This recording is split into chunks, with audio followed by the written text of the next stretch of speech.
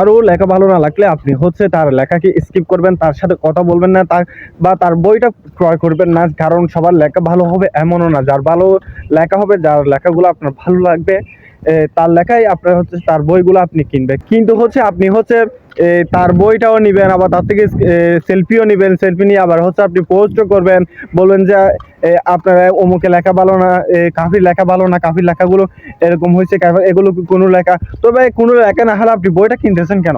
তার এখানে গিয়ে ভিড় করতেছেন কেন? কেন ভিড় তো আমরাই তো জনতারাই তো গিয়ে কিনতেছি না। তাহলে আপনার যদি তার লেখা ভালো না লাগে, আপনাদের তো যাওয়ার দরকার নাই। আমরা যাবো না। আমি বলবো যে তার লেখা যেহেতু ভালো না, আমি কিনবো না। যার লেখা ভালো তার থেকে কি কিনবো? তাহলে আপনি তার লেখা কি, তার বইগুলো কিনবেনও, তার থেকে ছবি নিবেনও, আবার হচ্ছে এটা পোস্টও করবেন, আবার তার বদনামই করবেন। কেন, কি দরকার ভাই?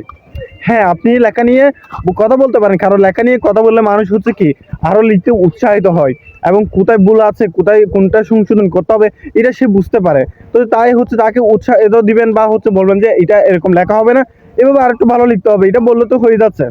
সে লিখবে, ভালো লিখতে পারলে লিখবে, না হয় লিখতে লিখতে হচ্ছে অভ্যাস হয়ে যাবে। কেমন ধরো লেখালেখি হচ্ছে লিখতে লিখতেই হচ্ছে কি অভ্যস্ত হয়, সে আস্তে আস্তে আস্তে ভালো করবে।